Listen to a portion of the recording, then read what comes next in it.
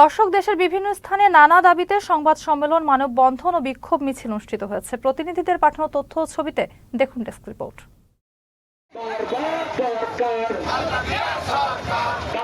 ময়মনসিংহের ভালুকায় যুবদল নেতা কালাম চিশতির উপর হামলার প্রতিবাদে বিক্ষোভ মিছিল অনুষ্ঠিত হয়েছে। বুধবার বিকেলে হবিরবাড়ি ইউনিয়ন যুবদলের উদ্যোগে উপজেলার স্কয়ার মাস্টারবাড়ি বাস স্ট্যান্ড এলাকা থেকে মিছিলটি শুরু হয়। পরে প্রতিবাদ সভার আয়োজন করে। আওয়ামী লীগ নিষিদ্ধের দাবিতে কুমিল্লায় জাতীয় নাগরিক পার্টি এনসিপির বিক্ষোভ মিছিল ও সমাবেশ অনুষ্ঠিত হয়েছে। বুধবার বিকেল 4টায় কুমিল্লা টাউন হল থেকে বিক্ষোভ মিছিলটি শুরু হয়। পরে সমাবেশে বক্তব্য রাখেন এনসিপির কেন্দ্রীয় ও স্থানীয় নেতারা।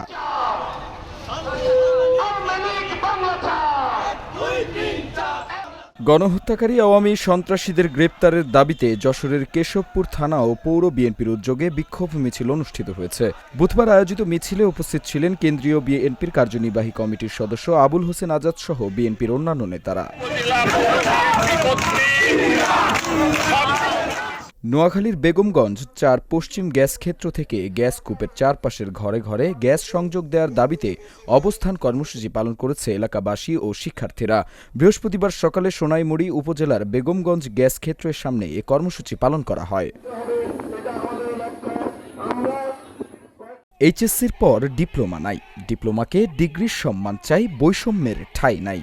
এই প্রতিপাদ্যে চিকিৎসা সেবা বন্ধ রেখে মানববন্ধন ও অবস্থান কর্মসূচি পালন করেছেন নওগাঁ সদর হাসপাতালের ইন্টার্ন নার্সরা। বৃহস্পতিবার Bangladesh diploma students nurses union Naogaon শাখার আয়োজনে এ কর্মসূচি পালিত হয়।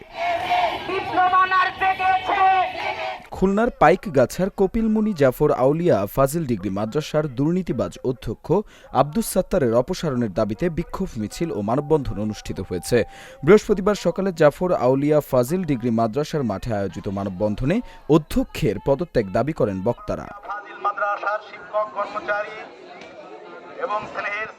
নোয়াখালী সুবর্ণচরে বিকাশ ব্যবসায়ীকে মারধর করে টাকা ছিনিয়ে নেয়ার ঘটনায় জড়িতদের গ্রেপ্তার ও শাস্তির দাবিতে মানববন্ধন প্রতিবাদ সমাবেশ হয়েছে। বৃহস্পতিবার দুপুরে সুবর্ণচর উপজেলার 1 নং চরজব্বর ইউনিয়নের পরিষ্কার বাজার প্রধান সড়কের ওপর এসব কর্মসূচি পালিত হয়।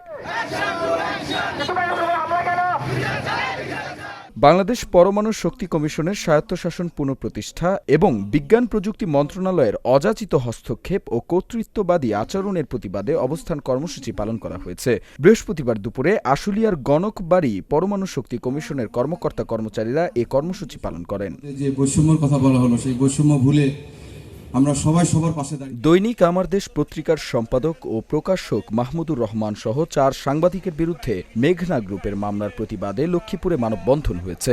বৃহস্পতিবার দুপুরে লক্ষ্মীপুর আইনজীবী সমিতির সামনে মানববন্ধন করেন আইনজীবীরা। কুমিল্লার ব্রাহ্মণপাড়া থানার ভারপ্রাপ্ত কর্মকর্তা নাজমুল হাসানের বিরুদ্ধে অভিযোগ এনে সংবাদ সম্মেলন করেছেন ভুক্তভোগী তাহমিনা আক্তার।